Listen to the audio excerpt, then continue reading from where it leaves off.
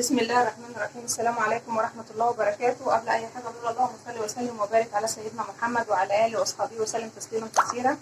ازيكم يا حبايبي، عاملين ايه؟ يا رب تكونوا بخير وفي أحسن حال. شوفوا كده لما تكوني انت قاعدة كده في البيت، الوقت متأخر عليكي أو ما عندكيش حاجة في الثلاجة ومش قادرة تنزلي تجيبي حاجة وعايزة تعملي سفرة حلوة لولادك، وتروحي كده تطلعي في الثلاجة تطلعي صدر فرخة. صدر فرخة هيعمل لك أحلى وجبة ممكن تعمليها، يعني حاجه كده خيال، حاجه جميله جدا جدا جدا. طبعا ده اللي انتم شايفينه قدامكم اصابع الفراخ المقرمشه ومن جوه مستويه، حاجه جميله جدا جدا. بطاطس مقليه، سلطه طحينه، مكرونه، ممكن تعملي جنبها رز، ممكن تعملي ما تعمليش مكرونه او رز وتعملي كده سندوتشات للولاد كده وياكلوا بالعيش. حاجه جميله جدا جدا، وكل ده من صدر فرخه. صدر فرخه مش اكتر من كده، حاجه مش مكلفه خالص، حاجه جميله جدا هتبهري ولادك بيهم. يلا بينا نشوف هنعمل الطريقه دي ازاي وهنوصل للمرحله دي ازاي. بس قبل اي حاجه ما تنسوناش في اللايك والشير والسبسكرايب في مطبخ ام مصطفى، ويلا بينا على الخطوات. ودلوقتي هقول لكم معانا ايه. معانا طبعا صدر فرخه، بصوا قطعته كده قطع طوليه وتكون رقيقه ما تكونش تخينه اهو. يعني صدر فرخه هتكفيكي تعملي احلى وجبه غدا زي ما انتم شايفين كده اهو. صفيناها اهي، وكان عندي جناحين من الصدر خليتهم برضو، يعني مش هنرميهم برضو هنحطهم. طبعا احنا غسلناهم كويس قوي ونقعناهم وخليناهم زي الفل. معانا كمان دلوقتي البهارات بتاعتنا، معانا نص معلقه من كل حاجه، نص معلقه ما عدا الملح، نص معلقه فلفل اسمر، نص معلقه بابريكا، نص معلقه صغيره يعني، نص معلقه بهارات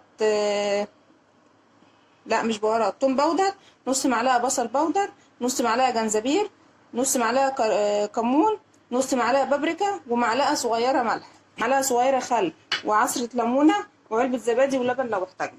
اول حاجه هنعملها هجيب بوله، تمام، هجيب بوله اهي،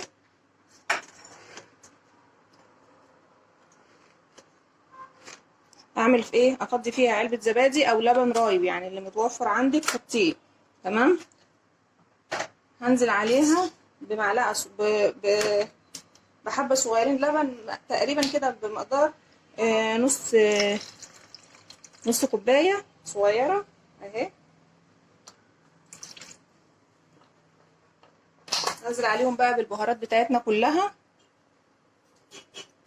وهنزل عليها بعصره الليمونه وبالخل، معلقه صغيره خل.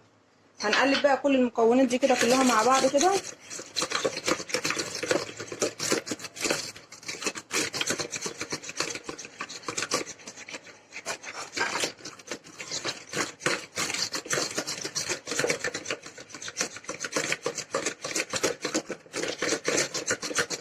اهي خلطناها كلها كده مع بعضها. دلوقتي هعمل ايه، هروح بقى جايبه الصدور بتاعتي، الصوابع الصدور بتاعتي، هروح حطها فيها اهي، تمام كده، واروح مقلباها مع بعض. دي مفروض تقعد في التلاجة التتبيله دي قبلها من بالليل، يعني تعمليها من بالليل قبلها بالليل. كل ما احنا عارفين طبعا الفراخ واللحوم كل ما تتبل كل ما تدينا طعم احلى وقوام ومذاق احلى. بس انا دلوقتي يعني هي المفروض تقعد من بالليل، بس طبعا اللي مستعجل ممكن يعملها يسيبها على الاقل ساعه او ساعتين، يغطيها يعملها بستريتش رول ويغطيها ويحطها في التلاجة ساعة أو ساعتين على ما تخلص بس اللي وراكي وكده. أو لو هتعملي حاجة تانية جنبها بعد كده نرجع ايه نشوف هنعمل ايه. أنا دلوقتي هغطيها بستريتش رول وهحطها في التلاجة ساعتين أو 3 على ما هعمل مكرونة طبعا، وهعمل حاجات تانية وبطاطس وكده على ما تطلع، وبعد كده أوريكم نعمل ايه تاني بعد كده. دلوقتي بقى احنا خلاص قعدناها 3 ساعات في التتبيله في التلاجة. هسيبها دلوقتي وهبتدي اعمل بقى ايه الكفر بتاعها. دول كوبايتين دقيق دول هنزل عليهم بمعلقتين نشا ومعلقه دقيق اصفر، ده موجود عند العطار. والنشا طبعا مهم جدا عشان خاطر هو اللي بيساعد على القرمشه. وهنزل عليهم بقى بالبهارات فلفل، كمون، بابريكا، توم باودر، بصل باودر، ملح، كل واحده كده ربع معلقه، تمام. وهنقلبهم كويس. ومعانا كمان ميه حاطين فيها تلج نقلب بس ده كده الاول.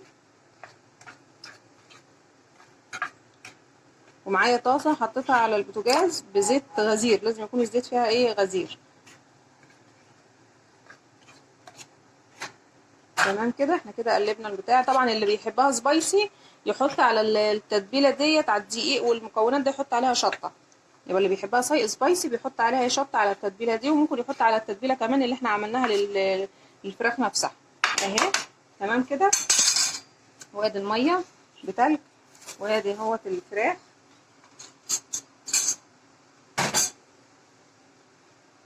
هولع البوتاجاز على الزيت. دلوقتي هنعمل ايه؟ هجيب كده قطعه اهي، احطها في الميه واطلعها، احطها هنا اهو. وهنا بقى بصوا، انا عايزه، مش عايزه ايدي تيجي عليها، انا عايزه اعملها كده بالدقيق كده، مش عايزه امسكها يعني، بطرف ايديا كده بعملها كده، برش عليها الدقيق كده. هطلعها تاني واحطها في الميه تاني، واروح مطلعاها تاني واحطها في الدقيق، ونفس التفاصيل برضو اهي. اعملها كده اهو بالدقيق كده، واروح مطلعاها تاني واروح حطها في الميه تاني. يعني هي بتعمل 3 مرات الطريقه دي، 3 مرات. واروح حطها هنا كمان واهو، اطلعها وانضفها كويس واحطها في طبق. طبعا ال الفراخ ما ينفعش تتعمل وتتركن، لا لازم تتعمل وتتحط في الزيت على طول، عشان خاطر الطبقه اللي عليها دي ما تجلدش. انا عايزاها تبقى او تشربها الفراخ، او الفراخ تشربها، فتبقى مش مكرمشه. انا عايزه الكرمشه اللي بتبقى فيها، فانا هعملها واحطها على طول في الزيت. يعني انا هعمل كام واحده بنفس الطريقه كده اهو، بطرف صوابعك، او تعملي ايه، تروحي عاملاها معفراها بالدقيق وتطلعيها تحطها في الميه اهو كده اهو اهو.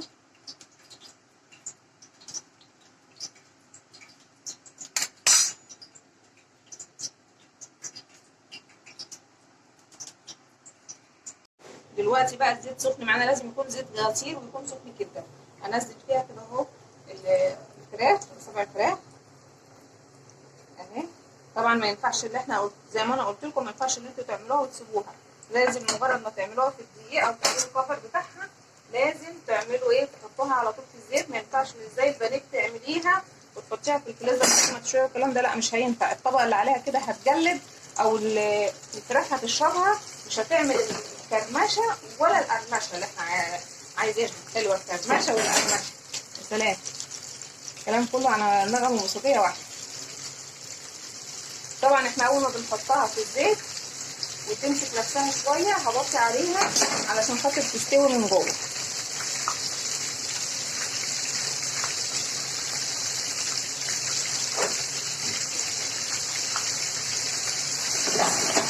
ما تنسوش يا جماعه بقى باللايك وبالشير والسبسكرايب في مطبخ ام مصطفى. ولو اول مره تشوفونا يا ريت تضغطوا تفعلوا الجرس. لو القناه بتاعتنا عجبتكم تفعلوا الجرس كده عشان يوصلكم مننا كل جديد.